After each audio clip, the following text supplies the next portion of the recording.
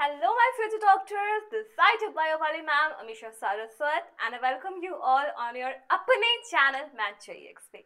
बच्चों, आज की वीडियो जो है ना, वो आपको पता है कि आपको चाहिए भी और आपको नहीं पता कि आपको चाहिए भी कि नहीं। मतलब कुल मिला के बात ये है कि आज का टॉपिक ऐसा है जो आपकी एक ज़रूरत है। हम लोग क्या करते हैं, एनसीईआरटी पढ़ते हैं, लेकिन काफ़ी बार हम एनसीईआरटी के डायग्राम्स पर फोकस नहीं करते। तो आज की वीडियो बच्चों, यकीन मानो आप सबके लिए बहुत इंपॉर्टेंट होने वाली है, क्योंकि आपने देखा होगा नीट का ट्रेंड के काफ़ी बार क्या होता है, डायग्राम बेस्ड क्वेश्चंस आते हैं, ना केवल आपके नीट में बल्कि आपके बोर्ड्स में भी। और काफ़ी कॉन्सेप्ट्स तो आपके ऐसे होते हैं जो आपके डायग्राम्स में हिडन होते हैं। तो आपके बायो वाली मैम सारे डायग्राम्स को एकदम से आपके लिए इतना क्लैरिफाई कर देगी कि आपके अगर वहाँ से कोई भी क्वेश्चन बने तो आपका छूटे नहीं। ठीक है, तो अब सबसे पहले हम स्टार्ट करते हैं हमारे आज के सेशन को with the first topic which is sexual reproduction in flowering plants. तो पहले हम इस चैप्टर के सारे डायग्राम्स देखते हैं। सबसे पहले आपके सामने है अपना एक फ्लावर। आपने फ्लावर देखा है, फ्लावर में ये सारी चीजें बेसिकली आपको पता है, मैं क्या ही बोलूँ उसमें। आपका सेपल्स होता है यानी कि आपका कैलिक्स पार्ट, उसके बाद आपके पेटल्स होते हैं, एंथर, स्टिग्मा, स्टाइल, ओवरी। ये तो मतलब बचपन वाली बात है जो हम सबको पता है, तो ये डायग्राम इतना इंपॉर्टेंट आपके लिए नहीं है। ये डायग्राम आपका इंपॉर्टेंट है क्योंकि ये जो स्टेमन है, इसके जो फिलामेंट है, इसका ऊपर वाला एंड होता है बच्चों डिस्टल, और इसका जो नीचे वाला पार्ट होता है ये होता है प्रॉक्सिमल। तो एनसीईआरटी ने बोला हुआ है कि आपका जो डिस्टल पार्ट है it is connected with your anther and the proximal part is either connected to your thalamus या फिर it is connected to your petals, है ना। थैलेमस से तो नॉर्मली होता है, अगर पेटल से कनेक्टेड होती है तो इस कंडीशन को कहा जाता है एपीपेटलस कंडीशन, और इसका एग्जाम्पल होता है बच्चों ब्रिंजल। इसका एग्जाम्पल होता है ब्रिंजल। ठीक है, ये डायग्राम क्लियर हुआ। इसके बाद आप एक और चीज देखोगे, जब आप एंथर का टीएस करोगे तो आपको यहाँ पे दो लोब्स दिखाई देंगी, एक लोब ये, एक लोब ये। दोनों ही लोब्स में आपको दो थीका दिखाई देंगे, और टोटल आपके एंथर में 1 2 3 4 चार चैम्बर्स है जहाँ पे आपके माइक्रोस्पोर्स या पॉलन ग्रेन्स का फॉर्मेशन होता है। और इसके बाद यहाँ पे आपकी लाइन ऑफ डेहिसेंस है, और लाइन ऑफ डेहिसेंस जाती है बच्चों लॉन्गिट्यूडनली। कैसे? लॉन्गिट्यूडनली। अगर आपका ये आंसर है तो ऐसे पूरा लाइन आपकी डेहिसेंस वाली जाएगी। तो आपको यहाँ से पता चल गया कि आपका जो एंथर है, एंथर की अगर मैं कैरेक्टरिस्टिक्स बताऊं तो ये बाइलोब्ड होता है, बाइलोब्ड होता है, डायथीकस होता है, और आपका ये टेट्रा स्पोरेंजिएट होता है। ठीक है, टेट्रा स्पोरेंजिएट। ये बात समझ में आई आपको इस डायग्राम की? चलो नेक्स्ट डायग्राम देखते हैं आपके सामने। ये यहाँ पे आपकी लेयर्स बताई गई है आपकी एंथर की। तो आपके एंथर में सबसे बीच में जो टिश्यू होता है this is the sporogenous tissue, जहाँ की एवरी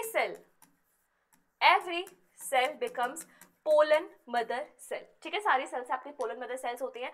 स्पोरोजिनस टिश्यू के सराउंडिंग में आपकी लेयर्स होती है, एपिडर्मिस, एंडोथेशियम, मिडिल लेयर। ये तीनों लेयर का काम होता है प्रोटेक्शन देना plus anther dehiscence, protection plus anther dehiscence.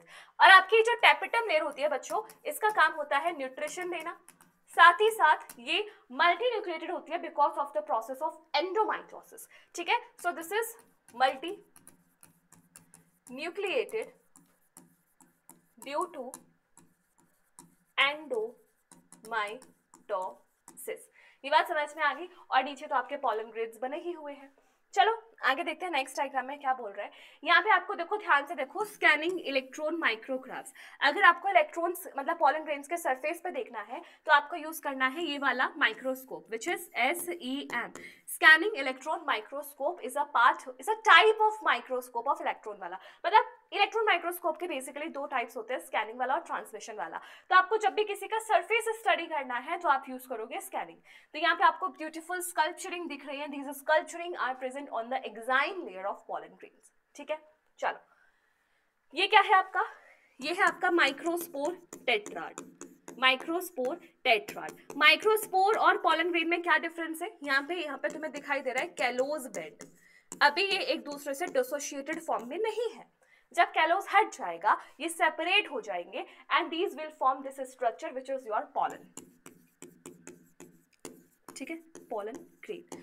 अब यहाँ का जो न्यूक्लियस है वो करता है माइटोसिस, और ध्यान देना यहाँ पे होती है एसिमेट्रिकल स्पिंडल, जिस वजह से एक बड़े साइज का वेजिटेटिव सेल बनता है और एक छोटे साइज का जेनरेटिव सेल बनता है। Generative cell floats in the cytoplasm of vegetative cell, और जेनरेटिव सेल का नाम जेनरेटिव इसीलिए है क्योंकि जेनरेट करता है। क्या जेनरेट करता है? 2 मेल गैमेट्स। ठीक है, चलो नेक्स्ट डायग्राम, ये आपको मैं बताती हूँ। सबसे पहला ये जो ए वाला डायग्राम है ये किसका है? हिबिस्कस। कहाँ है आपका? हिबिस्कस। ठीक है, सिनकार्पस है, सारी फ्यूज्ड है, so this is syncarpous. B वाला क्या है आपका? पेपेवर सोमनिफेरम, वही पेपेवर जिससे आपको ओपियोइड्स मिलते हैं। So B is multicarpellary syncarpous pistil of papaver, और जो सी वाला है ये है आपका माइकेलिया का एपोकार्पस। ये सारी कार्पल्स फ्री है। ठीक है, ये वाली जो ओव्यूल होती है ये होती है आपकी एनाट्रोपस ओव्यूल, एनाट्रोपस ओव्यूल। ये दोनों मिलके क्या बनाएंगे? आपके सीड कोड। ठीक है, और बताती हूँ आपका न्यूसेलस, वैसे ये 2n है, ये बनाता है आपकी megaspore mother cell, megaspore mother cell बनाता है। और अगर ये परसिस्ट कर जाता है तो आप इसको नाम देते हो पेरिस्पर्म। ठीक है बच्चों, अब बात करते हैं कि आपके ओव्यूल बेसिकली होता क्या है। तो आपका ये जो बीच में एम्ब्रियोसेक है ये न्यूसेलस और इंटेगुमेंट इनको मिला के कहा जाता है ओव्यूल। सो ओव्यूल क्या होता है? Ovule is equals to embryo sac plus surrounding nucellus plus surrounding integuments. ठीक है, इसे आप ओव्यूल नाम देते हो। चलो आगे बढ़ते हैं, बात करते हैं इस वाले स्ट्रक्चर की। यहाँ पे आपको दिखाई जा रही है मोनोस्पोरिक डेवलपमेंट। आपका ये जो न्यूसेलस है वहां पे आपके माइक्रोपाइलर रीजन का एक सेल बन जाता है मेगास्पोर मदर सेल। ये आगे माइटोसिस करता है, डायट बनाता है, डायट के बाद टेट्राड बनाता है। इसमें से आपके चलेजल एंड वाले 3, देखो यहाँ पे ओरिएंटेशन अलग अलग है। पहले यहाँ पे माइक्रोपाइलर लिखा हुआ है, ये माइक्रोपाइलर है, ऊपर वाले माइक्रोपाइलर है, और नीचे वाले माइक्रोपाइलर है। ठीक है, तो आप इसको ऐसे समझो, ऊपर वाला माइक्रोपाइलर है तो नीचे वाला क्या हो जाएगा? चलेजल। ऊपर के 3 मर जाएंगे, केवल एक यही होगा चलेजल एंड वाला जो आपका क्या हो जाएगा? Functional megaspore. ठीक है, फंक्शनल मेगास्पोर। अब ये माइटोसिस करेगा, 1 टाइम माइटोसिस की, उधर से की, वहां से 1 टाइम माइटोसिस, ऐसे तो 2 सेल स्टेज बने। आगे माइटोसिस की 4 न्यूक्लियस बने, फिर माइटोसिस की तो आपके 8 न्यूक्लियस बने। तो यहां से यहां तक इसने कितनी बार माइटोसिस करी? 3 टाइम्स माइटोसिस। और इन माइटोसिस में आपका भी सेल प्लेट नहीं आया है, so it is called as free nuclear division. This is your free nuclear division. आगे जाके आपकी 8 न्यूक्लिएट स्टेज के बाद, यहां पे मैं लिख देती हूं, आफ्टर 8 न्यूक्लिएट स्टेज आपका क्या हो जाएगा? Cell plate will be form, cell plate will be laid, और आपका बन जाएगा एम्ब्रियोसैक, जहां पर आपके एम्ब्रियोसैक के अंदर के सारे सेल्स कैसे होते हैं? हैप्लॉइड। ठीक है, फिलीफॉर्म अपैरेटस का काम क्या होता है? पॉलन ग्रेन्स को गाइड करना कि तुम्हें यहां से अंदर एंट्री लेनी है। चलो नेक्स्ट बात करते हैं, ये आपके क्लीस्ट्रा और चेस्मोगैमस फ्लावर्स है। यहाँ पर ऐसे प्लांट्स जिसमें क्लीस्ट्रा और चेस्मो दोनों फ्लावर्स होते हैं, यहाँ पे आपके कौन कौन एग्जाम्पल हो जाएंगे? कॉम्बिलिना, वायोला, ऑक्सैलिस। ठीक है, नेक्स्ट डायग्राम, यहां पे आपको क्या दिखाया गया है? आपका ये फेदरी स्टिग्मा, और स्टिग्मा फेदरी तब होता है जब इसको हवा में उड़ने वाले पॉलन ग्रेन को ट्रैप करना होता है। So this is an adaptation for air pollination, air या फिर विंड पॉलिनेशन। ठीक है, चलो इसके बाद यहाँ पे क्या दिखाया गया? Pollination by water in Vallisneria, और यहाँ पे इंसेक्ट पॉलिनेशन है। ये वैलिसनेरिया का फ्लावर है, यहाँ पे उससे पॉलिनेशन हो रही है। आपको यहाँ पे ना कभी कभार ये वाली लेबलिंग करने को दे दी जाती है, तो दिस इज मेल फ्लावर, तो आपका पॉलन ग्रेन भी जा सकता है फॉर पॉलिनेशन, या फिर आपका मेल फ्लावर भी जा सकता है। और यहाँ पे क्या है? इंसेक्ट से पॉलिनेशन। इंसेक्ट्स पॉलिनेशन में सबसे ज्यादा जो पॉलिनेशन होती है वो होती है बीज से, वो होती है आपकी बीज से। ठीक है, नेक्स्ट यहाँ पे तुम्हें दिखाई दे रहा है pollen grains germinating on stigma. ये आपके पॉलन ग्रेन्स है जो स्टिग्मा पे जर्मिनेट कर रहे हैं।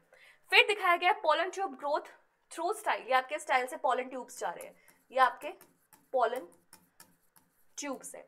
फिर दिखाया गया है LS of pistol showing the path of pollen tube growth, ये किस पाथ को फॉलो कर रहा है? आपको पता है माइक्रोपाइलर एंड से ही अंदर एंटर करता है।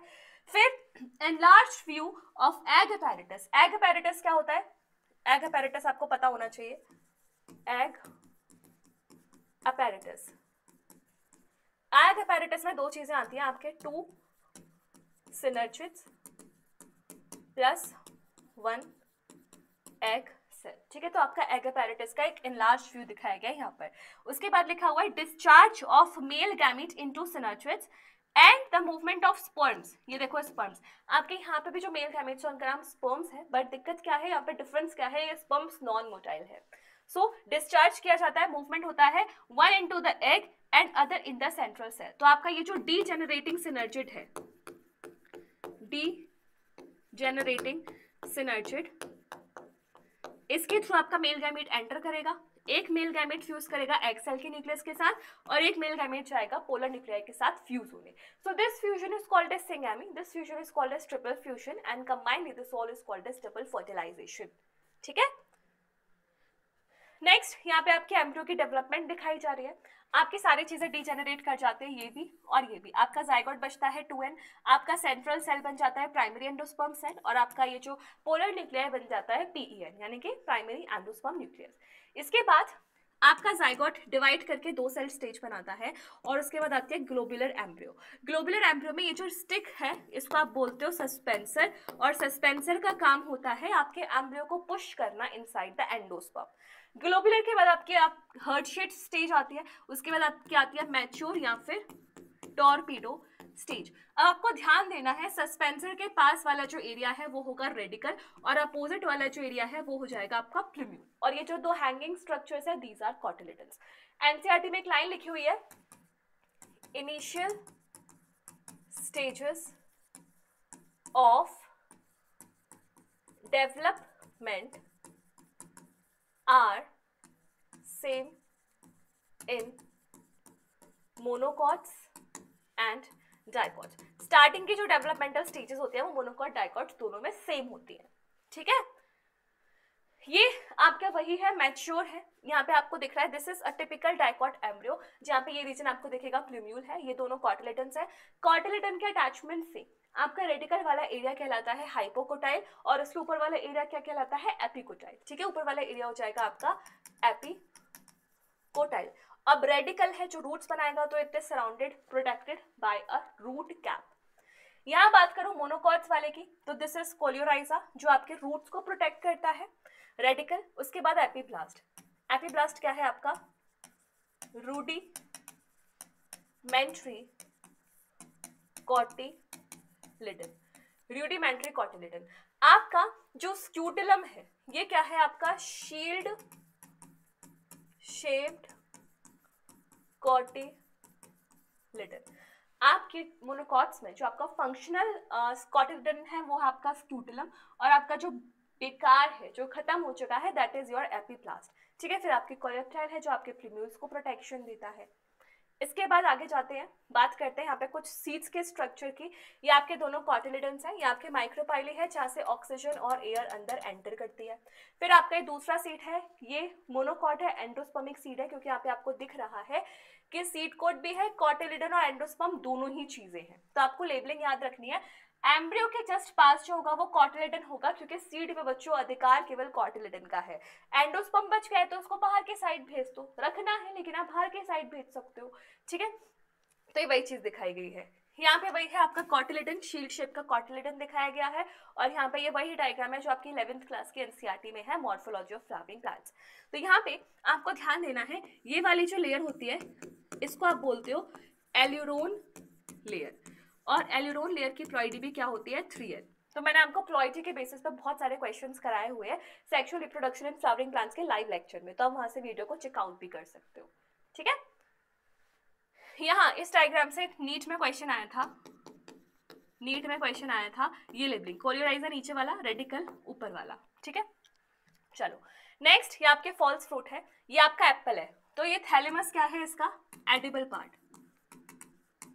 Edible part. ठीक है, अब आपको पता है आपके फ्रूट्स के लेयर्स की 3 कवरिंग्स होती है, एंडोकार्प, मेसोकार्प, एपिकार्प, और इन तीनों को मिला के कहा जाता है पेरिकार्प। तो आपके सीड को जो सराउंड करती है बिल्कुल सीड को, वो जाएगी एंडोकार्प, उसके बाद आ जाएगी बाहर मेसोकार्प, और ये जो आप बाहर का छिलका खा रहे हो वो एपिकार्प हो जाएगी। लेकिन थैलेमस क्या है इसका एडिबल पार्ट। उसके बाद यहाँ पे स्ट्रॉबेरी है, एक्ने है, विच क्या रिप्रेजेंट करता है, रिप्रेजेंट सिंगल ओव्यूल।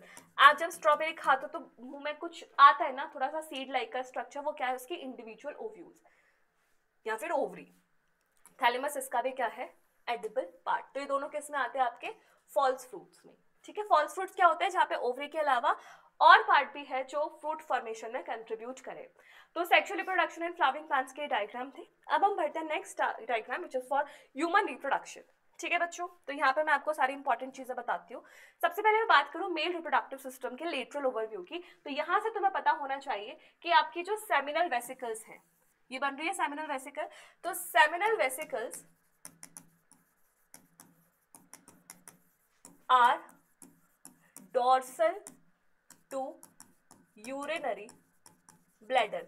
ये इस डायग्राम से क्लियर है कि ये यूरिनरी ब्लैडर आपको आगे दिख रहा है, इसके पीछे प्रेजेंट है आपकी सेमिनल वेसिकल।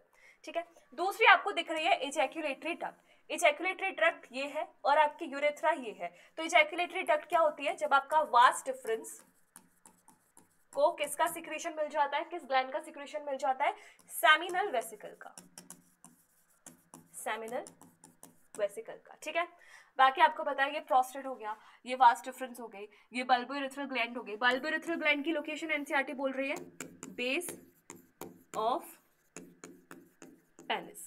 ठीक है, बाकी टेस्टिस स्क्रॉटम तो तुम्हें पता ही है। ठीक है, ये तो हो गया। इसके बाद बात करते हैं आपके ये वाला ओवरव्यू की। यहाँ पे तुम्हें जो ध्यान देना है वो क्या ध्यान देना है वो मैं बताती हूँ। आपकी रीटी टेस्टिस होती है। रीटी टेस्टिस आपको पहली बात तो ये ऑर्डर याद रखना चाहिए। आपके रीटी टेस्टिस से आपके स्पर्म्स जाएंगे वास डिफरेंस में, वास डिफरेंस से आपके जाएंगे एपिडिडाइमस में, एपिडिडाइमस से वास डिफरेंस। एपिडिडाइमस और वास डिफरेंस दोनों का कंट्रीब्यूशन आपका मैचुरेशन कराता है स्पर्म का, मैचुरेशन ऑफ स्पर्म। ठीक है, दोनों का सिक्रीशन। इसके बाद आप अगर वास डिफरेंस को ऐसे कट कर दोगे तो उसको आप नाम दे दोगे वेसेक्टोमी, वेसेक्टोमी। ठीक है, सेमिनल वेसिकल्स का नंबर आपको याद रखना है 2, प्रोस्टेट का 1, बल्बोइरेथ्रल का 2। तो ये आपको नंबर्स भी याद रखने हैं। हाँ, एक और चीज, ये जो आपके पेनिस है, पेनिस ये क्या है आपका एक्सटर्नल जेनिटेलिया, एक्सटर्नल जेनिटेलिया। और ये जो आपको टिश्यूज दिख रहे हैं, ये येलो वाला जो टिश्यू है ये तो है आपका corpora, corpus spongiosum, corpus spongiosum. और ये आपको ये वाले जो दिख रहे हैं ये है आपका कॉर्पोरा कैवर्नोसा। और ये दोनों क्या होते हैं आपके बच्चों, इरेक्टाइल टिश्यूज। ठीक है, तो ये भी आपको थोड़ा सा ध्यान रखना है। नेक्स्ट डायग्राम की बात करते हैं, ये आपका टीएस ऑफ टेस्टिस है। यहाँ पे आपको ये जो इंडिविजुअल कंपार्टमेंट्स दिख रहे हैं, these are the seminiferous tubules. ये क्या है आपके सेमिनिफेरस ट्यूब्यूल्स। और यहाँ पे आपको क्या दिखाई देंगे, अंदर की तरफ स्पर्मेटोगोनिया अंदर की तरफ, और दूसरे आपको दिखाई देंगे सर्टोली सेल्स। ठीक है, सर्टोली सेल्स को आप नर्व सेल भी बोलते हो। और बीच में आपके प्रेजेंट है क्या, आपके स्पर्मेटोजोआ, और साइड में प्रेजेंट है इंटरस्टिशियल सेल्स। इंटरस्टिशियल सेल्स पे रिसेप्टर होता है LH का, और सर्टोली सेल्स पे आपका रिसेप्टर होता है FSH का। ये स्पर्मियोजेनेसिस कराने में हेल्प कर देगा। चलो अगला डायग्राम देखते हैं फीमेल पार्ट का। तो फीमेल पार्ट में आपको ध्यान देना है कि आपका ये जो यूट्रस है ये भी एक ट्यूब है, यूट्रस, उसके बाद आपका वेजाइना और आपका ये जो सर्विक्स है, ये तीनों क्या होते हैं आपकी डक्ट्स। सेकेंडरी ऑर्गन्स में आपकी जो डक्ट्स होती है उसमें आता है। तो uterus is also a duct, और वैसे ही होता है पियर शेप्ड, पियर शेप्ड, और पियर भी कैसा, इनवर्टेड, इनवर्टेड। ये है आपका pubic symphysis which according to 11th class NCERT is fibro cartilaginous. ठीक है, नाउ ये वाले जो पार्ट्स है, ये वाला जो पूरा पार्ट है ये किसका पार्ट होता है आपका एक्सटर्नल जेनेटेलिया का। एंड एक्सटर्नल जेनेटेलिया को हम क्या नाम देते हैं, vulva. This is called as vulva. ठीक है, तो आपकी ओपनिंग से अगर मैं बात बताऊं तो सबसे डोर्सल एनस हो जाएगा, उसके बाद आपकी वेजाइनल ओपनिंग, फिर आपकी यूरेथ्रल ओपनिंग, और आगे आपका क्लिटोरिस है which is homologous to your penis. ठीक है, so this clitoris also contain erectile tissues, so it is homologous to your penis. ठीक है मैम, समझ में आ गया।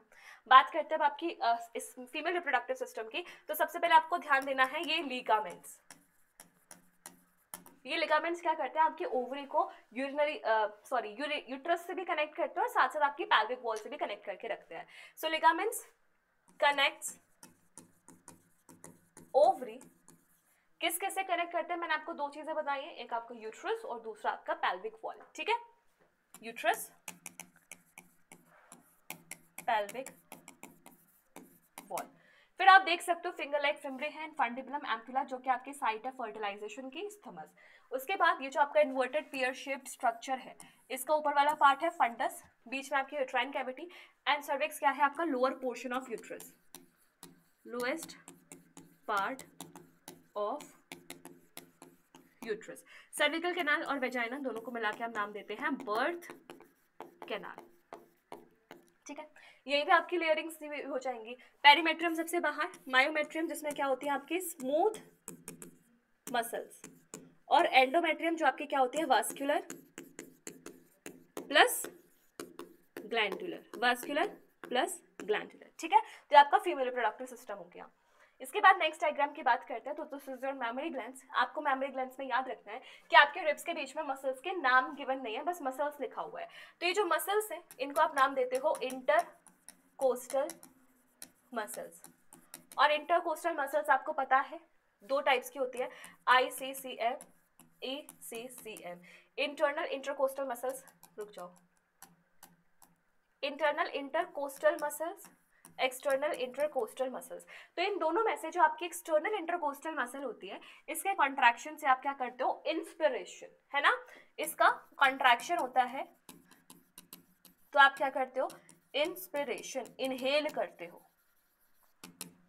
फिर आपकी पेक्टोरलिस मेजर मसल आ जाएंगे, आपके शोल्डर व यहाँ पे सारे जो आपका हैंड्स का मूवमेंट कराती है। उसके बाद आपके मैमरी ग्लैंड्स आ जाएंगी। मैमरी ग्लैंड्स की दो कंपोजिशंस होते हैं, क्या क्या, एक तो आपका एडिपोसाइट्स और दूसरा आपका ग्लैंडुलर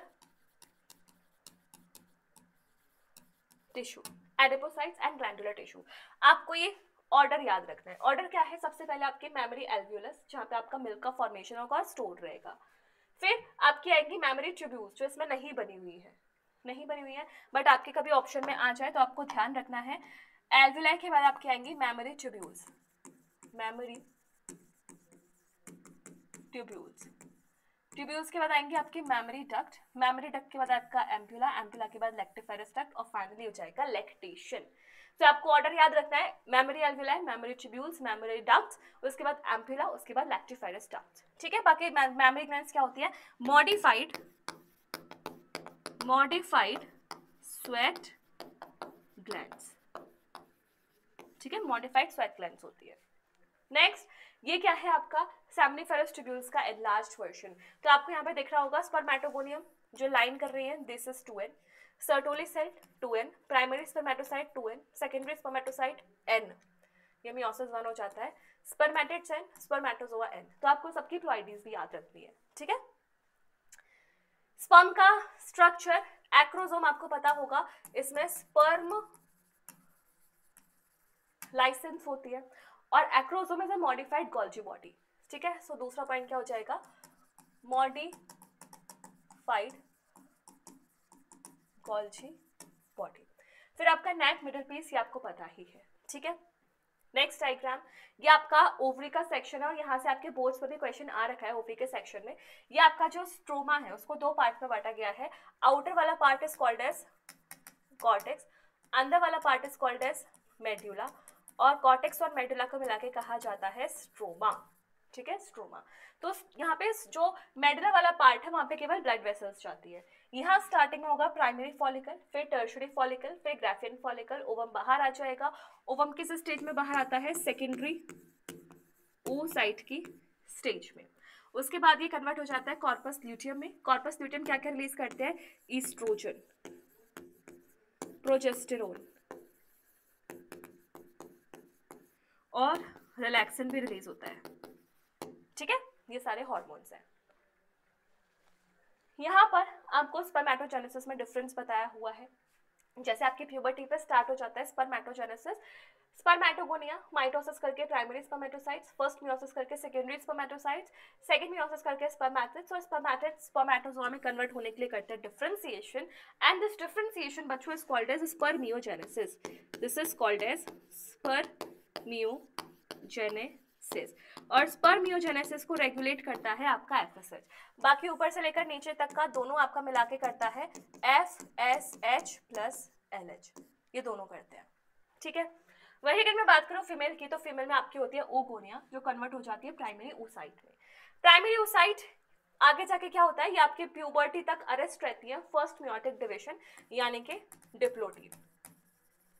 फिर ये अपना मियोसिस पूरा करती है, फर्स्ट मियोसिस किसके अंदर, टर्शियरी फॉलिकल के अंदर, और ये कन्वर्ट हो जाती है आपका सेकेंडरी oocyte में। जब फर्स्ट मियोसिस कंप्लीट करती है तो फर्स्ट पोलर बॉडी बनती है। जब ये सेकंड मियोसिस कंप्लीट करती है, सेकंड मियोसिस कब कंप्लीट करेगी, जब इसको स्पर्म की एंट्री मिलेगी, बिकॉज स्पर्म अपना सेंट्रियोल डोनेट कर देता है, तो तब ये मियोसिस करके क्या बनाएगी, ओवम और second polar body. So this is how its entire oogenesis is covered. ये क्या है आपका मेंस्ट्रुअल साइकिल। मेंस्ट्रुअल साइकिल में आपको बता देती हूँ, स्टार्टिंग में आपको एफएसएच हाई चाहिए होता है, क्योंकि आपके फॉलिकल्स की डेवलपमेंट स्टिमुलेट करनी है। FSH for developing follicles stimulate, ठीक है, फॉलिकल्स की डेवलपमेंट को स्टिमुलेट कराता है आपका एफएसएच स्टार्टिंग में, इसलिए वो ज्यादा चाहिए होता है।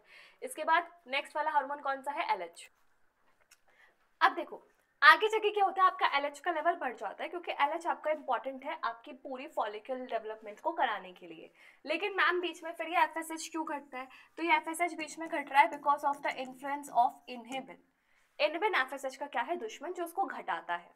स्टार्टिंग के फेज में आपका प्रोजेस्टेरोन बिल्कुल जीरो है, ईस्ट्रोजन धीरे धीरे बढ़ता है। ईस्ट्रोजन लो लेवल्स पे भी आपके एफएसएच एलएच को घटाता है, और ईस्ट्रोजन जैसे ही पीक कर जाता है तब ये एलएच का सर्ज कराता है। पूरा डिटेल डिस्क्रिप्शन मैंने आपके वन शॉट में कराया हुआ है, जो लाइव लिया था अभी हेड शॉट सीरीज में, मैं आपको लिख देती हूँ, डिटेल्ड डिस्कशन, ठीक है, ये आपकी हेड शॉट सीरीज में कराया हुआ है, और उसकी जो लिंक है, उसकी जो पूरी प्लेलिस्ट की लिंक है वो आपके डिस्क्रिप्शन बॉक्स में गिवन है, वहां से आप चेकआउट कर सकते हो। उसके बाद आपका एलएच सर्च होगा तो आपका ओव्यूलेशन हो जाएगा। ओवुलेशन के तुरंत बाद आपका क्या है, ईस्ट्रोजन की पीक घटती है। आपका रीड में क्वेश्चन आता है what happens immediately at to the levels of estrogens, तो इमीडिएटली क्या कर जाते हैं, नीचे गिर जाते हैं। अब आपका कॉर्पस ल्यूटियम है, corpus luteum estrogen progesterone relaxant बनवाता है, तो कॉर्पस ल्यूटियम के बनने के बाद आप देख रहे हो प्रोजेस्टेरोन का लेवल बढ़ रहा है, लेकिन ईस्ट्रोजन धीरे धीरे करके उठेगा। जैसे ही आपका यहाँ पे प्रोजेस्टेरोन गिरता है, प्रोजेस्टेरोन के गिरने से आपकी क्या हो जाती है, ब्लीडिंग ट्रिगर। यहाँ से भी क्वेश्चन आता है किस हार्मोन के लेवल के गिरने से आपकी ब्लीडिंग ट्रिगर हो जाती है, तो दिस इज योर प्रोजेस्टेरोन, ठीक है। चलो डिटेल में आपको बता रही हूँ, आप उस बायोलॉजी हेडशॉट सीरीज में आप चेक कर लेना, बहुत अच्छे से एक्सप्लेन करा हुआ है मैंने। फिर बात करते हैं आपके कुछ स्पर्म्स की जब एंट्री होती है उस टाइम के बाद की, तो आपका यहाँ पे जो ओवम है, इसकी जो मेम्ब्रेन होती है उसको आप बोलते हो vitelline membrane, this is called as vitelline membrane. तो विटेलाइन मेम्ब्रेन के बाहर जो स्पेस होगा उसको आप क्या बोल दोगे, पेरीविटेलाइन स्पेस। जैसे आपका माइटोकॉन्ड्रियल मेम्ब्रेन में जो स्पेस होता था वो पेरीमाइटोकॉन्ड्रियल स्पेस था, उसी तरीके से पेरीविटेलाइन स्पेस के बाहर जोना पैलोसिडा होती है, जिसमें आपके रिसेप्टर्स होते हैं। ये रिसेप्टर्स क्या करते हैं, आपका स्पीशीज स्पेसिफिक इंटरेक्शन कराते हैं विद योर स्पर्म्स, ठीक है। तो उस तरीके से आपका जैसे स्पर्म यहाँ से बाइंड करता है, आपकी पॉलीस्पर्मी को ब्लॉक कर दिया जाता है। What is corona radiata, corona radiata आपके ग्रैन्युलोसा सेल्स ही होते हैं, modified granulosa cells, modified cells of granulosa, और ये वही है क्यूमुलस ओफोरस वाले, क्यूमुलस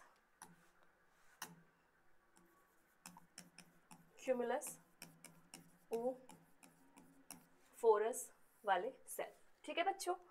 चलो नेक्स्ट देखते हैं आपका, ये आपकी फर्टिलाइजेशन है। स्टार्टिंग में आपकी ये वाली जो स्टेज है ये आपका सिंपल oocyte है, ओवम है। फर्टिलाइजेशन हो गया, 2 सेल स्टेज बनी, 4 सेल स्टेज बनी, ये 2 सेल, ये 4 सेल, और ये आपका पूरा मॉरुला, ठीक है। मॉरुला के बाद ये लेट मॉरुला, और ये होती है आपकी ब्लास्टोसिस्ट यानी कि ब्लास्टुला ऑफ ह्यूमन, कहाँ पे है ये, जी ये। और ब्लास्टोसिस्ट इम्प्लांटेशन के टाइम में क्या हो जाएंगे, इसमें ऐसे फिंगर लाइक स्ट्रक्चर्स आ जाएंगे, और यहाँ पे आपका आईसीएम आ जाएगा, दिस इज योर ICM, ठीक है। तो यहाँ से भी क्वेश्चन आता है। ये क्या है, आपका पूरा फीटस है। फीटस क्या होता है, जब आपका बच्चा सेंस भी करने लग जाता है, सराउंडिंग्स को रिस्पॉन्ड भी करने लग जाता है। तो यहाँ पे आपको दिख रहा है एक अम्बिलिकल कॉर्ड है। अम्बिलिकल कॉर्ड प्लेसेंटा और एम्ब्रियो को कनेक्ट करके रख रही है। प्लेसेंटा क्या होता है, जो आपके मदर फीटस दोनों के इंटरडिजिटेशन से स्ट्रक्चर बनता है। फिर आपका योग सेक, जहाँ पे स्टार्टिंग में आपका इरिथ्रोपोइसिस होता है, नीचे आपका जो प्लग है सर्वाइकल म्यूकस, वहाँ पे प्लग है ताकि बच्चा बाहर रिलीज ना हो जाए during the initial stages only. चलो ठीक है, ये भी समझ में आ गया। अब बात करते हैं रिप्रोडक्टिव हेल्थ में। तो यहाँ पे तो आइडेंटिफाई करने के क्वेश्चंस आते हैं तुम्हारे सामने। जैसे तुम्हारे सामने सबसे पहले ये डायग्राम, ये क्या है आपके मेल के कॉन्डम्स, ये वाले क्या है आपकी दोनों रिंग्स लगी हुई हैं, so these are the female condoms. ये वाला स्ट्रक्चर क्या है आपका, कॉपर टी।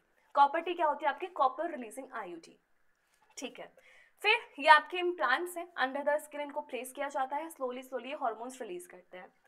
इम्प्लांट्स के बाद भी है वेसेक्टोमी, जो मेल्स में कराई जाती है, वास डिफरेंस को कट किया जाता है। एंड ट्यूबेक्टोमी मेल्स फीमेल्स में कराई जाती है, जहाँ पे वेलोपियन ट्यूब को कट किया जाता है। Principles of inheritance and variations की अगर मैं डायग्राम्स की बात करूं, तो यहाँ पे डायग्राम से बढ़कर तुम्हारे पास कुछ इन्फॉर्मेटिव चीजें आती हैं। जैसे सबसे पहले मेंडल के कैरेक्टर्स, तो जैसे उसने seed shape, seed colour, colour, pot shape, flower position, stem height ये चूज किया था। अब यहाँ पे स्टार्टिंग के जो ट्रेट्स है वो डोमिनेंट है, पीछे वाले ट्रेट्स है वो रिसेसिव है। जेनेटिक्स में ट्रस्ट में ये सिंपल क्वेश्चन भी आता है, नीट 2023 में आ भी चुका है। तो यहाँ से आपको पता होना चाहिए कौन सा ट्रेट डोमिनेंट था, कौन सा ट्रेट रिसेसिव था। नेक्स्ट डायग्राम की बात करो, तो आपका जो पाइसम सेटाइवम था वो एक बाइसेक्सुअल फ्लावर था। तो इसने इमैस्कुलेशन किया था, यानी कि मेल पार्ट का रिमूवल किया था for cross pollination. Cross pollination के बाद उसको ये हाइब्रिड्स मिल गए थे, ठीक है। नेक्स्ट डायग्राम की बात करते हैं, आपकी मोनोहाइब्रिड क्रॉस है, ये आपको मैंने बहुत अच्छे से करा रखी है। टॉल ड्वार्फ की कराओगे तो आपको टॉल मिलेंगे, इनका जीनोटाइप हो जाएगा कैपिटल T स्मॉल t। इनकी सेल्फिंग कराओगे तो आपको पता है कैपिटल T स्मॉल t और स्मॉल t मिल जाएगा।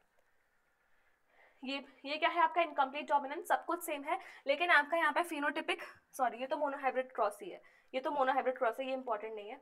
ये है आपकी टेस्ट क्रॉस। टेस्ट क्रॉस में क्या होता है, आपका इसका जीनोटाइप आपको नहीं पता तो आप इसकी क्रॉस पेरेंटल जनरेशन के साथ कराते हो। ये तो आपका इसका जीनोटाइप या तो ये हो सकता है, ये हो सकता है, क्योंकि डोमिनेंट है। आप इसकी क्रॉस कराते हो इस रिसेसिव पेरेंट के साथ, ठीक है। तो अगर आपका रेशियो 1:1 का आता है, यानी कि ये हेट्रोजाइगस डोमिनेंट था, और अगर आपका 4:0 का रेशियो आता है तो ये होमोजाइगस डोमिनेंट था।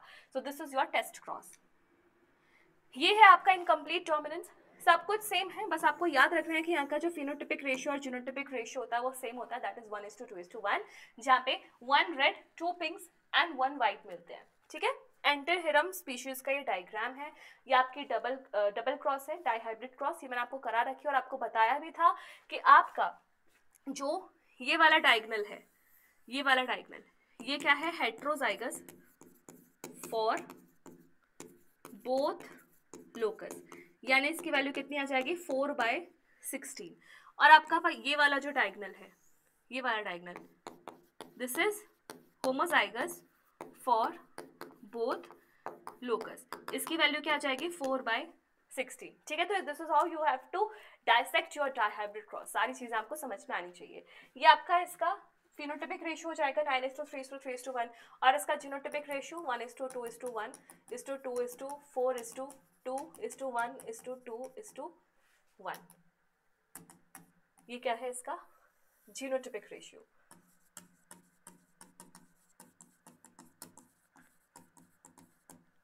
समझ में आया। अब यहाँ पे क्या है, मियोसिस हो रही है, क्रोमोसोमल थ्योरी ऑफ इनहेरिटेंस है एक तरीके से, ठीक है। यहाँ पे आपके क्या हो रही है, मियोसिस। तो आप पहले चाहे ये वाले क्रोमोसोम्स ले लो साथ में, या फिर आप कुछ भी ले लो, मतलब आप एक तरीके से समझो, जब आपका मियोसिस 1 की एनाफेज होती है तो ये क्रोमोसोम्स क्या हो जाएंगे, एक दूसरे से सेपरेट हो जाएंगे। तो ये अलग अलग क्रोमोसोम्स, मान लो क्रोमोसोम 1 का पेयर, क्रोमोसोम 2 का पेयर, तो आपके फाइनली जो डॉटर सेल्स बनेंगे, आपके जोम सेल्स बनेंगे, उन पे सारे क्रोमोसोम्स जाएंगे, सारे क्रोमोसोम्स, और सारे क्रोमोसोम के बैठे हुए अलील्स भी जाएंगे। तो यहाँ पे आपका क्रोमोसोम सेग्रीगेशन के साथ साथ ही अलीलिक सेग्रीगेशन भी एक्सप्लेन कर रहा है, ठीक है। फिर यहाँ पे क्या किया है, एक बार आपने क्रोमोसोम्स ये वाले लिए, उनको प्लेस स्विच करके आपने पोजीशन स्विच कर लिया, आपने येलो के साथ ग्रीन वाला प्लेस कर दिया, तब भी आपको कोई फर्क नहीं पड़ा, क्योंकि सब इंडिपेंडेंटली एक दूसरे से के साथ एक्सप्रेस करते हैं, सेग्रीगेट करते हैं, किसी को किसी के ऊपर फर्क नहीं पड़ता, ठीक है। फिर इस क्रॉस में जो मैं आपको कहूंगी सबसे इंपॉर्टेंट है वो है ये रेशियो। यहां से नीट में सवाल आया हुआ है, यहाँ पे इस क्रॉस में क्या किया गया है वो मैं आपको बताती हूँ। देखो आपकी F1 जनरेशन तो हाइब्रिड बन जाएगी, वो आपको कोई दिक्कत की बात नहीं है, लेकिन लिंकेज का कंसेप्ट है आपके 4 जो प्रोजेनिस बन रहे हैं वो बन रहे हैं विदाउट क्रॉसिंग ओवर, और आपके जो 4 ऑफस्प्रिंग्स बन रहे हैं वो बन रहे हैं आपके क्रॉसिंग ओवर के साथ। तो इसको भी मैंने डिटेल में अपने हाथों से करके वन शॉट वीडियो में बताया था, 12th क्लास की वन शॉट वीडियो की प्लेलिस्ट है, मैं वो भी आपके कमेंट सेक्शन में आपके डिस्क्रिप्शन बॉक्स में पिन करा दूंगी, हेडशॉट में नहीं वन शॉट्स में, तो आप वहां से देख लेना, ठीक है। बाकी ये रेशियो आपको बहुत इंपॉर्टेंट है, याद रखना। फिर ये क्या है आपका सेक्स डिटर्मिनेशन XX XY इंसानों के साथ, XX XY आपके ड्रोसोफिला के साथ, ZW ZZ आपके बर्ड्स के साथ। तो अगर आपका फीमेल, यहाँ पे जो फीमेल होती है वो हेट्रोगेमेटिक होती है Z वाले केस में, और X वाले केस में आपका जो मेल होता है वो हेट्रोगेमेटिक होता है, and heterogametic parent is going to determine the sex of the offspring. Clear? फिर ये आपका हनीबी का सेक्स डिटर्मिनेशन है, यहाँ पे आपका कंसेप्ट आ जाता है पार्थेनोजेनेसिस का। तो यहाँ पे क्या होगा, आपके फीमेल ने मियोसिस करके 16 वाले गैमेट्स बनाए, जब इन गैमेट्स से आपका मेल बन रहा है विदाउट फ्यूजन, तो इसे आप नाम देते हो पार्थेनोजेनेसिस, पार्थेनोजेनेसिस। और यहाँ पे मेल के गैमेट्स से जब आपका फीमेल का भी 16 कंट्रीब्यूट होगा तो बनेगा आपका फीमेल, ठीक है, 32। फिर आपके पेडिग्री के सारे सिंबल्स, आपको सबसे इंपॉर्टेंट जो याद रखना है वो है ये 5 अनअफेक्टेड ऑफस्प्रिंग, बाकी तो आप सब आप देख सकते हो। कंसेंजुनिटी मैरिज, जिसमें आपके क्लोज रिलेटिव्स के बीच में मीटिंग कराई जाती है, और ऐसे केसेस से आपके रिसेसिव ट्रेट्स का जो एक्सप्रेशन है वो इंक्रीज होता है। नेक्स्ट डायग्राम, ये आपकी पेडिग्री है, ध्यान से देखना। सबसे पहले जो पेडिग्री है वो है ऑटोसोमल डोमिनेंट। ऑटोसोमल डोमिनेंट क्यों है, यहाँ पे आप सोचोगे ये जनरेशन स्किप हो रही है, बट ऐसा नहीं है, ये इसके बच्चे हैं और ये बच्चे भी तो इसी के हैं, तो अल्टीमेटली ये तीनों एक ही जनरेशन में, तो कोई स्किपिंग नहीं हो रही है। यहाँ पे आपका क्या है, पेरेंटल जनरेशन स्किप हो रही है। यहाँ पे अगर अफेक्टेड पेरेंट है तो बच्चा अफेक्टेड होगा irrespective of the gender of the child, और यहाँ पे क्या है, अनअफेक्टेड पेरेंट से बच्चा अफेक्टेड हो सकता है। तो ऑटोसोमल डोमिनेंट का एग्जांपल है आपकी मायोटोनिक डिस्ट्रॉफी, ऑटोसोमल रिसेसिव का एग्जांपल है आपका सिकल सेल एनीमिया, ठीक है। फिर आपका सिकल सेल एनीमिया, तो आप देखो यहाँ पे आपका एमआरएनए जीएजी से कन्वर्ट होता है जीओजी में, तो आपकी बीटा चेन की 6 पोजीशन में ग्लूटामिक एसिड कन्वर्ट हो जाता है आपका वेलिन में।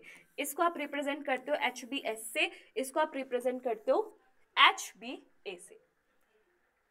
ये क्या है आपका डाउन सिंड्रोम, यहाँ पे आप कैरोटाइप में देख सकते हो कि जो 21st क्रोमोसोम है वहां पे आपको दिख रही है 3 कॉपीज, ठीक है। तो आप ऐसे आइडेंटिफाई कर सकते हो। बच्चे में क्या क्या सिम्टम्स होंगे, कंजेनाइटल हार्ट डिसीज, यानी कि बचपन से कोई हार्ट से रिलेटेड डिसऑर्डर होगा, बिग एंड रिंकल टंग, टंग में बहुत ज्यादा गड्ढे होंगे, पाम क्रीज गहरी लाइन होंगी, फिंगर टिप्स में लूप्स होंगे, पीछे से हेड फ्लैट होगा, और ये सारी चीजें, ठीक है। ये आपका टर्नर सिंड्रोम है, यहाँ पे आप मेल को देख सकते हो क्लाइनफिल्टर सिंड्रोम से गुजर रहा है, और जो फीमेल है वो है टर्नर सिंड्रोम। यहाँ पे हो जाता है XXY और यहाँ पे हो जाता है XO, ठीक है, दोनों स्टेराइल होते हैं। फिर मॉलिक्यूलर बेसिस ऑफ इनहेरिटेंस की बात करूँ तो यहाँ पे भी एक्सप्लेनेटरी डायग्राम्स है। जैसे सबसे पहले है पॉलीन्यूक्लियोटाइड चेन, तो आपको यहाँ पे समझ में आना चाहिए 3' एंड पे आपका OH फ्री होता है, जिस वजह से आप उसे नाम देते हो 3' एंड 5' पे आपका फॉस्फेट ग्रुप अटैच्ड होता है, जिसके लिए आप नाम देते हो उसको 5' एंड, ठीक है। अब यहाँ और यहाँ जो बॉन्ड है which it is called as glycosidic bond. इसके बाद यहाँ और यहाँ जो बॉन्ड है वो है फॉस्फो एस्टर बॉन्ड। यहाँ और यहाँ जो बॉन्ड है वो है आपका 3' 5' फॉस्फो डाई एस्टर बॉन्ड, ठीक है, और बेसिस के बीच में तो हाइड्रोजन बॉन्ड्स हो जाएंगे। इसके बाद नेक्स्ट डायग्राम देखते हैं, यहाँ पे वही है, आपके बीच में हाइड्रोजन बॉन्ड्स केवल है, C और G के बीच में 3 और A और T के बीच में 2। फिर आपका DNA हेलिक्स, यहाँ पे इसका जो डायमीटर होता है वो होता है 20 एंगस्ट्रॉम। हर बेस पेयर के बीच की जो दूरी होती है वो होती है 0.34 नैनोमीटर, और ये जो पूरा हेलिक्स होता है इस हेलिक्स की लेंथ होती है 3.4 नैनोमीटर, और एक हेलिक्स में कितने बेस पेयर होते हैं, 10 बेस पेयर्स, ठीक है, तो आपको ये भी ध्यान रखना है। फिर ये आपका हिस्टोन ऑक्टामर, यहाँ पे ये जो ये है ये तो क्या है आपका H1, और ये क्या है आपका ऑक्टामर, तो ये आपका कंबाइंड स्ट्रक्चर क्या हो जाता है, न्यूक्लियोसोम, और न्यूक्लियोसोम में कितने बेस पेयर प्रेजेंट होते हैं, 200 base pairs of DNA। Next क्या है आपका, ये beads on string, electron microscopic picture है, this is used for nucleosome, ऐसा लगता है मोतियों की माला, ठीक है। नेक्स्ट डायग्राम, ये आपका हर्शी एंड चेज एक्सपेरिमेंट है। आपको पता है जब आपने रेडियो लेबल्ड फास्फोरस लिया था तो रेडियो एक्टिविटी ई कोलाई के अंदर आ गई थी, जहां से इन्होंने दिया था अनइक्विवोकल प्रूफ, अनइक्विवोकल प्रूफ दिया था that DNA is the genetic material. Clear है? ये क्या है आपका semi conservative nature of DNA replication, क्योंकि यहाँ पे पेरेंटल स्ट्रैंड बन जाती है टेम्पलेट और वहां से आपका नया डॉटर स्ट्रैंड बनता है, तो ये कंप्लीट एक डीएनए बन जाता है। ठीक है, सेमी कंजर्वेटिव नेचर को प्रूव किया था मिसेल्सन एंड स्टेहल के एक्सपेरिमेंट ने। स्टार्टिंग में आपने 15 दिया तो 15-15 वाले बैंड्स बने, फिर आपने 20 मिनट के बाद उसको 14 दिया तो 14-15 14-15, आगे और दिया तो आपका 14-15 का जो रेशियो वो 2 ही रहेगा, लेकिन आपका नंबर किसका बढ़ जाएगा, 14-14 का। ठीक है, तो ये caesium chloride density based centrifugation technique इन्होंने यूज की थी। फिर ये आपका एप्लीकेशन फॉर डिसकंटिन्यूअस सिंथेसिस हो रही है आपकी किसमें, लैगिंग स्ट्रैंड में, लैगिंग स्ट्रैंड में, और आपकी जो कंटिन्यूअस सिंथेसिस हो रही है वो किसमें हो रही है, लीडिंग स्ट्रैंड में, लीडिंग स्ट्रैंड में।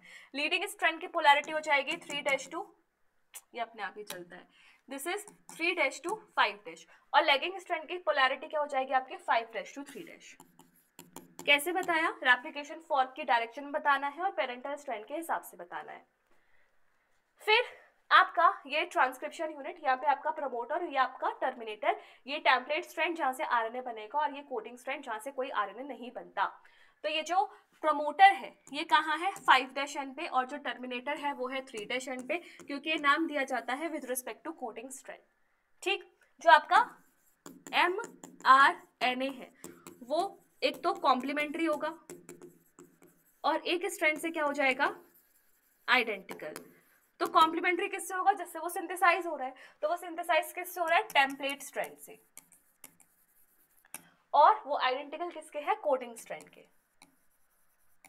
कोडिंग स्ट्रैंड के। नेक्स्ट, ये आपका ट्रांसक्रिप्शन है, आपका सिग्मा फैक्टर बाइंड करेगा तो ये प्रमोटर को पहचानेगा, आपका रो फैक्टर बाइंड करेगा तो ये टर्मिनेटर को पहचानेगा, बाकी आपका आरएनए बाहर आ जाता है 5' एंड वाला, ताकि आपका ट्रांसलेशन भी स्टार्ट हो जाए। ये आपके पोस्ट ट्रांसक्रिप्शनल मॉडिफिकेशन है, 5' एंड पे कैपिंग की जाती है 7-मिथाइल गुआनोसिन ट्राइफॉस्फेट, आपके 3' एंड पे पॉलीएडिनाइलेशन किया जाता है, यानी कि एडिनाइलेट की रेसिड्यूज डाले जाते हैं, और फाइनली आपकी कराई जाती है स्प्लाइसिंग, यानी कि यहाँ पे क्या हो रहा है, इंट्रोन्स रिमूवल, इंट्रोन्स का रिमूवल। ठीक है, देन वी हैव टीआरएनए, ये जो इसकी शेप है ये है आपका 3D मॉडल, और ये होता है इनवर्टेड एल। आपका जो 3' एंड होता है वो होता है अमीनो एसिड एक्सेप्टर, और ये वाला पार्ट क्या होता है आपका एंटीकोडॉन, जहां से आपका कोडॉन के साथ इंटरेक्शन होता है। फिर ये आपका ट्रांसलेशन है, आपकी ए साइड पे अमीनो एसिड वाला टीआरएनए आएगा, पी साइड पे क्या होगा, पी साइड पे जो भी चेन है वो ए साइड पे ट्रांसफर कर देगी, यहाँ पे आपका 23S RNA यूज होता है फॉर पेप्टाइड बॉन्ड फॉर्मेशन, यहाँ पे आपको एनर्जी लगानी है, और 23S RNA का एक और नाम क्या है, पेप्टिडाइल ट्रांसफरेज। ठीक है, चलो नेक्स्ट डायग्राम, ये आपका लैक्टोपिरोन है, जब आपका इंड्यूसर यानी कि लैक्टोज नहीं होगा तो आपका आई चेन से जो रिप्रेसर प्रोटीन बनेगा वो ऑपरेटर पे बाइंड करके सारा ट्रांसक्रिप्शन ऑफ कर देगा, लेकिन जैसे लैक्टोज आएगा वो लैक्टोज रिप्रेसर को इनएक्टिवेट कर देता है ताकि ये ऑपरेटर से अब बाइंड ना कर पाए और सारे ही आपका जो लैक के जीन्स है वो क्या कर जाए, ट्रांसक्राइब। आपको पता है कि आपका ये बैक्टीरिया में होता है तो वो पॉलीसिस्टोनिक डीएनए रखता है, तो यहाँ पे आपके ZYA ये 3 जीन्स हैं, तीनों जीन्स मिलकर प्रोडक्ट्स बनाएंगे, Z वाला बीटा गैलेक्टोसाइडेज, Y वाला परनिएज, A वाला ट्रांस एसिटाइलेज।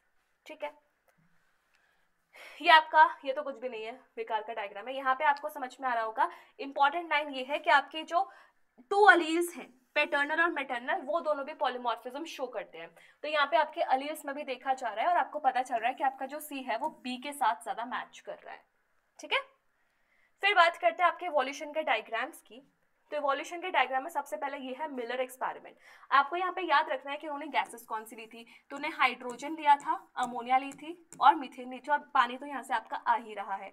यहाँ पे आपको सारे ऑर्गेनिक कंपाउंड्स मिले थे, यानी कि आपको अमीनो एसिड्स मिले थे, और इन्होंने किसके डायग्राम को इंटीमेट किया था, ओपरिन एंड हेल्डेन के डायग्राम्स को। फिर बात करते हैं ये वाले डायग्राम की, तो यहाँ पे आपको दिखाया गया कैसे कैंसर से अलग अलग फॉर्म्स बनी थी। जैसे एक लाइन से आपका ब्रैकियोसोरस और टायरानोसोरस रेक्स बना था जो 20 फीट हाइट का कार्निवोरस डायनासोरस था, एक लाइन से आपका स्टेगोसोरस और ट्राइसेराटॉप्स। फिर दूसरी लाइन से आर्कियोप्टेरिक्स जो आपकी रेप्टाइल्स और बर्ड्स के बीच में कनेक्टिंग लिंक है, क्रोकोडाइल और टेरानोडॉन। ठीक है, नेक्स्ट डायग्राम आपको होमोलोगस ऑर्गन्स दिखाए गए हैं, बोगनविलिया के थॉर्न और कुकुरबिटा के टेंड्रिल्स और बाकी इन सब के 4 लिम्स, क्योंकि सब में बोन्स सेम होती है, humerus, radius, ulna, carpal, metacarpal, phalanges. फिर ये क्या है, बिस्टन बैटिलेरिया, और ये आपको पता है ये क्या शो करता है, डायरेक्शनल नेचुरल सिलेक्शन। ठीक है, डायरेक्शनल नेचुरल सिलेक्शन शो करता है। ये आपके क्या है, डार्विन फिंचेस, ये क्या करती है, डाइवर्जेंट इवोल्यूशन, ये शो करती है डाइवर्जेंट इवोल्यूशन। इसके बाद ये आपको पूरा याद रखना है, क्योंकि कल को पूछ ले कि हम मार्सुपियल्स के नाम दे रहे हैं, इसमें से कौन कौन है जो कन्वर्जेंट और कौन कौन है जो डाइवर्जेंट इवोल्यूशन शो कर रहा है, तो ये सारे आपके क्या शो कर रहे हैं, डाइवर्जेंट इवोल्यूशन। लेकिन अगर मैं इस डायग्राम में बोलूँ तो यहाँ पे ये प्लेसेंटल मैमल्स और ऑस्ट्रेलियन मार्सुपियल्स दोनों अलग अलग हैं, एक ही जगह पर रहने के लिए सर्वाइव कर रहे हैं, तो ये शो करेंगे कन्वर्जेंट इवोल्यूशन, कन्वर्जेंट इवोल्यूशन। और बाकी मैंने तुम्हें इवोल्यूशन के हैड शॉट में डिटेल में बताया भी था। तो आपको नाम याद रखना है, कल को बोल दे लेमर, तो लेमर के सामने क्या आ जाएगा, स्पॉटेड कस्कस। फिर कल को नाम दे दे फ्लाइंग स्क्विरल, तो यहाँ पे आ जाएगा फ्लाइंग फेलेंजर्स। तो आपको एक दूसरे के ऐसे नाम पता होने चाहिए, इंटर रिलेटेड होने चाहिए। फिर ये आपके टाइप्स ऑफ सिलेक्शन है, अगर आपकी जो पीक है वो उसी जगह पे हायर हो जाती है तो ये हो जाता है स्टेबलाइजिंग सिलेक्शन। अगर एक डायरेक्शन में शिफ्ट हो जाती है तो ये हो जाता है डायरेक्शनल सिलेक्शन। और यहाँ पे दोनों तरफ इस और इस डायरेक्शन में शिफ्ट हो जाती है तो उसे आप बोलते हो डिसरप्टिव सिलेक्शन। ठीक है, तो ये टाइप्स ऑफ नेचुरल सिलेक्शंस है। फिर यहाँ से आपका क्वेश्चन कैसे आता है वो मैं बताती हूँ। एक तो आपको यहाँ से पूछ लेगा, जैसे ये आपका लिखा हुआ है ना, प्रोटरोजोइक, मीजोजोइक, सीनोजोइक, ये पूछ लेगा, या फिर आपसे ये वाला ऑर्डर पूछ लेगा, ये सिल्यूरियन के बाद Devonian, Carboniferous, Permian, Triassic, Jurassic, Cretaceous, tertiary, quaternary. ठीक है, आपके इओन, एरा, इपॉक की डिवीजन होता है, वही वाली चीज है। फिर आपसे पूछ सकता है कि चलो बताओ ये पर्टिकुलर जो प्रोजिम्नोस्पर्म था उसका एंसेस्टर क्या था, तो आपको इन चारों में से कोई नाम दे देगा, आपको वहां से बताना है। या फिर ये तो रेयर आता है कि चलो पूछ लिया कि साइकेड्स किस वाले पीरियड में इवॉल्व हुए थे, जुरासिक में, ट्रायसिक में, तो ये रेयर आता है। ये 4 नाम से क्वेश्चन आ जाता है। ठीक है, तो आपको इसको इस तरीके से बताना है। उसके बाद मैं यहाँ पे बात करूँ तो यहाँ पे आपकी 2 चीजें, एक तो सोरोप्सिड्स और एक आगे जाके साइनेप्सिड्स। तो आपको याद रखना है कि साइनेप्सिड्स से यहाँ से ये वाली पूरी लाइन निकली है मैमल्स की, और सोरोप्सिड से क्या निकले, आपकी ये वाली पूरी लाइन और यहाँ से लेकर के पूरी यहाँ तक की लाइन, बर्ड्स तक की। तो मैमल्स आर साइनेप्सिड्स और सारे रेप्टाइल्स तक क्या है, सोरोप्सिड्स। ठीक है, ये ध्यान रखना है। फिर आपको यहाँ पे एक बात बताई गई है कि skull of baby chimpanzee is more like adult human than adult chimpanzee.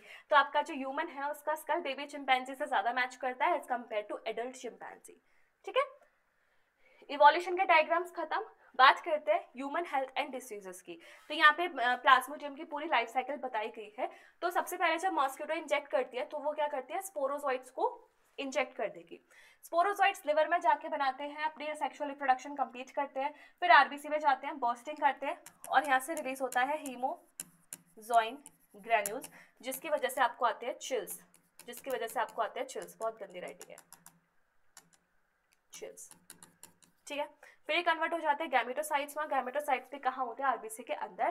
फिर आपकी जो एनोफिलस मॉस्किटो है वो उसको पिकअप करती है, गट में उसका फर्टिलाइजेशन होता है और स्टोर हो जाते हैं वो सलाइवरी ग्लैंड्स में। तो यहाँ पे लिखा हुआ है फर्टिलाइजेशन टेक्स प्लेस इन गट और वो स्टोर कहाँ हो जाता है, आपके सलाइवरी ग्लैंड्स में। ठीक है, फिर ये साइकिल रिपीट होती चली जाती है। इसके बारे में बात करें तो ये है आपकी एलिफेंटियासिस, जहाँ पे आपकी क्रोनिक इन्फ्लामेशन होती है। ध्यान देना वर्ड क्रोनिक इन्फ्लामेशन। कौन कॉज करता है, फिलेरियल वॉर्म, विचरेरिया। ये बीमारी क्या है, आपकी रिंग वॉर्म्स यानी कि फंगल इन्फेक्शन है, फंगस। ठीक है, फंगस होने वाली बीमारी है। फिर ये आपका एंटीबॉडी का स्ट्रक्चर है जिसको आप नाम देते हो H2L2। यहाँ पे 2 चेन है, एक तो ये लाइट चेन और ये वाली heavy chain. Light chain heavy chain दोनों में 2 रीजन होते हैं, ऊपर वाले वेरिएबल, नीचे वाले कांस्टेंट रीजन। वेरिएबल रीजन में आपकी एंटीजन बाइंडिंग साइट होती है जहाँ से आपका एंटीजन बाइंड करता है। डिटेल डिस्क्रिप्शन मैंने आपको बताया हुआ है कहाँ पे, हैड शॉर्ट सीरीज में। ठीक है, फिर ये क्या है आपके लिम्फ नोड्स, लिम्फेटिक वेसल और थाइमस। थाइमस की लोकेशन क्या है, स्टर्नम के पीछे और आयोटा के आगे। ये कहाँ लिखा हुआ है, ये 11th क्लास के एंडोक्राइन सिस्टम वाले टॉपिक में लिखा हुआ है। फिर ये आपका HIV का पूरा जो रेट्रोवायरस है उसका इन्फेक्शन है, पहले वो आएगा एनिमल सेल के अंदर, अपनी मल्टीपल कॉपीज बनाएगा, लेकिन ध्यान देना है infected cells can survive while viruses are being replicated and release, यानी कि इन्फेक्टेड सेल को किल करने का काम HIV वायरस का नहीं होता। ये क्या है आपका मॉर्फिन का स्ट्रक्चर, और ये क्या है आपका ओपियम पोपी, ये आपने देखा था ना सिनकार्पस ओवरी होती है, अभी पीछे ही पढ़ा था पेपावर सोमनीफेरम में, ठीक है। इसके बाद ये वाला स्ट्रक्चर किसका है, कैनाबिनॉइड्स का, तो आपको मॉलिक्यूल पहचानने के लिए आते हैं, ये लीव से आपकी कैनाबिस सटाइवा, तो यहाँ से आपको क्या मिलते हैं, कैनाबिनॉइड्स, ठीक है। बाकी इसके अलग अलग पार्ट से आपको अलग अलग पार्ट वो मिल जाएंगे, हशीश, चरस, गांजा वगैरह। ये क्या है आपका दतूरा, और ये कैसे प्रॉपर्टी रखता है, हेल्यूसिनोजन, ठीक है, एक्सेसिव यूफोरिया। फिर माइक्रोब्स इन ह्यूमन वेलफेयर की बात करते हैं, तो सबसे पहले ये वाला डायग्राम देखो, ये वाले क्या है आपके रॉड शेप्ड, ये आपके कॉकस और ये आपके रॉड शेप्ड, तो यहाँ पे कुछ काम की चीज इस वाले डायग्राम में तो नहीं है, इस वाले डायग्राम में है। सबसे पहले ये वाला डायग्राम अगर पहचानने को आ जाए तो ये बैक्टीरियोफेज है। दूसरा ये क्या है, अडीनोवायरस, दिस इज योर अडीनोवायरस, और अडीनोवायरस आपको कहाँ की बीमारियां करता है, रेस्पिरेटरी ट्रैक्ट की, adenovirus which causes respiratory infections. फिर आपका ये रॉड शेप्ड वायरस तो नॉर्मली है ही, जैसे आपका लैक्टोबैसिलस हो गया। फिर यहाँ पे क्या है, कॉलोनीज हैं बैक्टीरिया की, पैट्री डिश क्या होते हैं जहाँ पे कल्चर किया जाता है आपके माइक्रो ऑर्गेनिजम्स को, और दूसरे में क्या है आपकी फंगल कॉलोनी, दोनों को ही आप लैब कंडीशंस में कर सकते हो, ठीक है। फिर ये क्या है आपके फर्मेंटर्स है जिससे आपका वो कराया जाता है, बेवरेजेस बनाई जाती है फर्मेंटेशन करा के, ठीक है।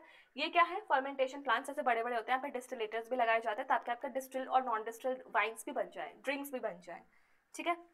फिर आपका ये क्या है, secondary treatment, sewage treatment plant में होता है। सेकेंडरी ट्रीटमेंट आपका होता है बायोलॉजिकल ट्रीटमेंट, जहाँ पे आपका aeration tank, settling tank, anaerobic sludge digester use होता है। This is sewage treatment plant, STP, ठीक है, हमें पता है। ये आपका बायोगैस है, आपको याद रखना है कि जो डाइजेस्टर है ये कंक्रीट की लाइनिंग्स होती हैं, कंक्रीट, ठीक है। डंग प्लस वाटर को मिला के हम बोलते हैं स्लरी, और यहाँ पे कौन सी गैस रिलीज होगी डिपेंड करता है आपका सबस्ट्रेट क्या है और आपका बैक्टीरिया क्या है, ठीक है। फिर बायोटेक्नोलॉजी की बात करते हैं, तो बायोटेक्नोलॉजी में आपको यहाँ पे क्या है, आपकी कटिंग करी गई है, तो आपको यहाँ पे स्टिकी एंड्स बनाए हैं, ये तो आपको डिटेल में मैंने आपको जो पूरा वन शॉट बनाया है हेड शॉट सीरीज में, वहाँ पे अच्छे से पढ़ लोगे। तो यहाँ पे बस उनका लाइगेशन कराया हुआ, रिकॉम्बिनेंट DNA बना दिया। यहाँ पे आपका क्या किया गया है, ये एक फॉरेन DNA है, इसको वेक्टर को कट कराया, दोनों को इंसर्ट कराया, और यहाँ पे जो एंजाइम यूज होगी वो हो जाएगी आपकी लाइगेज, ठीक है। इसके बाद क्या किया आपका ट्रांसफॉर्मेशन मतलब बैक्टीरियल सेल ने इसको अंदर इनगल्फ कर लिया, डिवाइड हुआ, तो दोनों सेल्स के पास आपका जीन ऑफ इंटरेस्ट जाएगा। दिस इज इलेक्ट्रोफोरेसिस, ये आपको पता है, यहाँ पे होती है आपकी कैथोड, यहाँ होती है आपकी एनोड, और इस डायरेक्शन में आपका DNA के फ्रेंड्स मूव करते हैं। यहाँ पे स्टार्टिंग में जो है ये आपकी अनडाइजेस्टेड, देखो लेन 1 में अनडाइजेस्टेड होगी, बाकी सारी लेन्स में कैसे हो जाएंगे, डाइजेस्टेड। ये आपका PBR 322 है, ये आपको सारी साइड्स याद रखनी है, और आपको ये याद रखना है कि ROP का मतलब होता है रेप्लिकेशन ऑफ प्लाज्मिड। ये मैं नहीं कह रही, ये कौन कह रहा है, NCERT। देखो रोप कोड्स फॉर द प्रोटेक्शन, क्या है, proteins involve in replication of plasmids, तो उसके जीन्स बनाते हैं। बाकी टेट्रासाइक्लिन में BAM-H1 साल्वन के रिस्ट्रिक्शन साइट्स होती है, एम्पिसिलिन रेजिस्टेंस में PUV1 PST1, रोप में PBO2, ठीक है। तो आपको ये साइट्स भी याद रखनी है, यहाँ से लेबलिंग का क्वेश्चन आता है। ये कौन सी टेक्निक है, ये है आपकी स्पूलिंग, ये है आपकी स्पूलिंग, जहां से आप अपने जीन ऑफ इंटरेस्ट को या अपने DNA को आइसोलेट करते हो, ठीक है, ऐसे। फिर ये क्या है आपका PCR, जहाँ पे 3 स्टेजेस होती हैं, denaturation followed by reading followed by extensions, ठीक है। टेक पॉलीमरेज एंजाइम आप यूज करोगे क्योंकि वो थर्मोस्टेबल है and it is isolated from Thermus aquaticus. ये क्या है आपके स्टिर टैंक बायोरिएक्टर्स, जहाँ से आप बहुत मतलब थाउजेंड्स ऑफ लीटर्स में आप अपना वो बना सकते हो, प्रोडक्शन बना सकते हो, और सबसे ज्यादा आपके स्टिर टैंक बायोरिएक्टर्स ही यूज होते हैं, ठीक है। दूसरा वाला आपका स्पार्ज, तो यहाँ पे इसका जो बॉटम है वो कर्व्ड है क्योंकि यहाँ पे एजिटेशन बहुत आसानी से हो जाता है। बाकी आपको लेबलिंग याद रखनी है क्योंकि लेबलिंग बेस्ड क्वेश्चन यहाँ से आता है, हर डायग्राम की लेबलिंग आपको याद रखनी होगी, ठीक है। एप्लीकेशन वाले पार्ट से बात करूं अगर मैं, तो सबसे पहले यहाँ पे एक कॉटन बॉल है, ठीक है, पहली वाली को डिस्ट्रॉय कर दिया गया है, दूसरी वाली मैच्योर है, तो ये डिस्ट्रॉयड है और ये आपकी मैच्योर है, ठीक। ये क्या है आपके, ये आपका जीन सैलेंसिंग की बताई जा रही है बेसिकली टोबैको प्लांट्स की रूट्स में आपका नोड्यूल फॉर्मेशन हो गया है which is caused by meloidogyne incognita. फिर ये आपका क्या है, इंसुलिन। तो प्रो इंसुलिन में आपका क्या हो जाएगा, आपका ए पेप्टाइड, बी पेप्टाइड, सी पेप्टाइड्स भी होंगे। आपका ये सी पेप्टाइड है, जैसे आप इस सी पेप्टाइड को फ्री कर दोगे तो ये क्या बन जाएगा आपका इंसुलिन, इंसुलिन, ठीक है, जिसमें ए और बी पेप्टाइड्स होंगे। ऑर्गेनिज्म इन पॉपुलेशन के डायग्राम्स की बात करूं तो आपके एज पिरामिड्स है। अगर आपकी प्री रिप्रोडक्टिव पॉपुलेशन ज्यादा हुई तो एक्सपैंडिंग, बराबर हुई रिप्रोडक्टिव के तो स्टेबल, और प्री रिप्रोडक्टिव कम हुई यानी कि नए बच्चे कम बन रहे हैं तो वो जाएगी आपकी declining population. Next diagram, it's about कि आपका पॉपुलेशन डेंसिटी पे क्या फर्क पड़ेगा। तो आपकी पॉपुलेशन डेंसिटी को बढ़ाने वाले फैक्टर से इमिग्रेशन नेटिलिटी, घटाने वाले फैक्टर से आपका मोर्टेलिटी और एमिग्रेशन।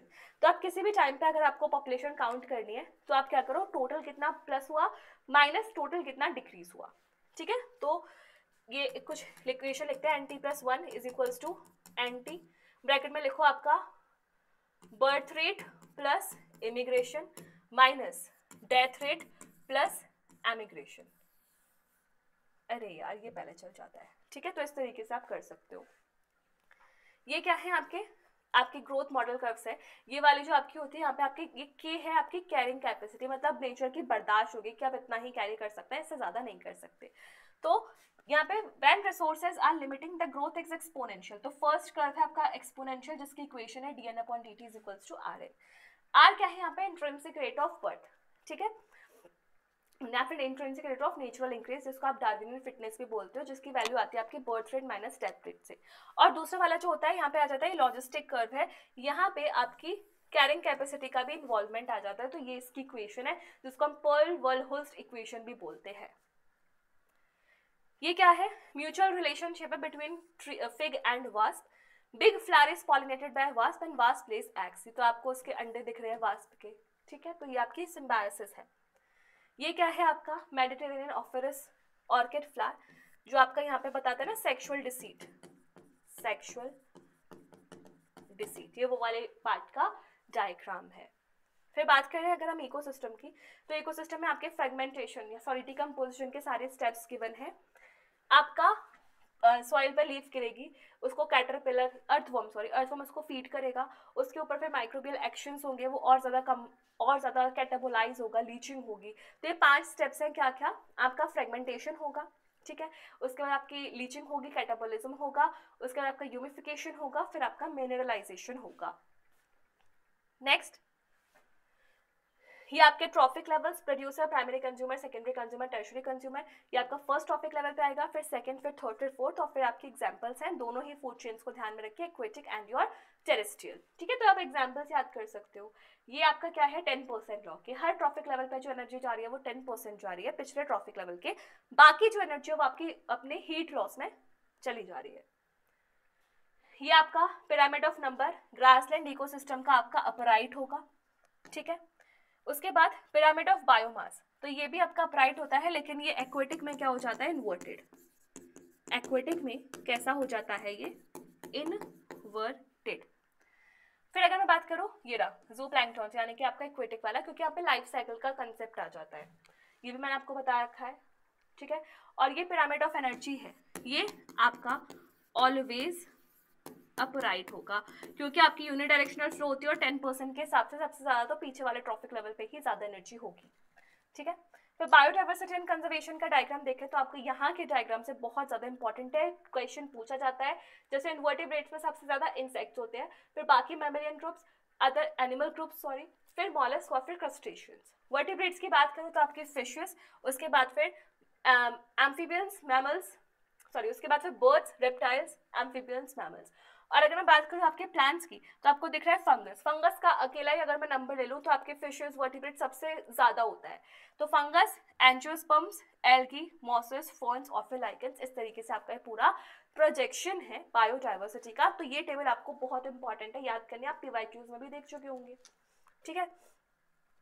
ये क्या है आपका स्पीशीज एरिया रिलेशनशिप, कि जब आप नई जगह पे जाते हो, नई एरिया को एक्सप्लोर करते हो तो आपकी जो स्पीशीज है वो और बढ़ती चली जाती है, ठीक है। तो ये आपकी इक्वेशन है, आपको याद रखना है s इक्वल्स टू सी की पावर z, और ये लॉग वाले टर्म्स में इक्वेशन, ठीक है। तो ये भी आप याद रख लेगा। फिर ये क्या है, थैंक यू। तो बच्चों मेरा मेजर टारगेट था कि आप एक बार गो थ्रू कर लो कि कौन कौन से डायग्राम्स हैं इंपॉर्टेंट, कहाँ कहाँ की आपको लेबलिंग्स याद करनी है, और अगर किसी डायग्राम में कुछ इंपॉर्टेंट चीज़ है जो आप स्किप कर देते हैं तो वो चीज़ भी आप तक फाइनली पहुँचा दूँ। So this was for all for this session. नीचे डिस्क्रिप्शन बॉक्स में आपको लिंक पिन अप हो रखी है आपकी हैड शॉट सीरीज़ की और वन शॉट सीरीज़ की, आप जाके वहाँ देख सकते हो अगर किसी पर्टिकुलर टॉपिक का आपको डिटेल्ड एक्सप्लेनेशन चाहिए तो। Okay, my future doctors, I wish you all the very best. Good luck, take care, and work hard.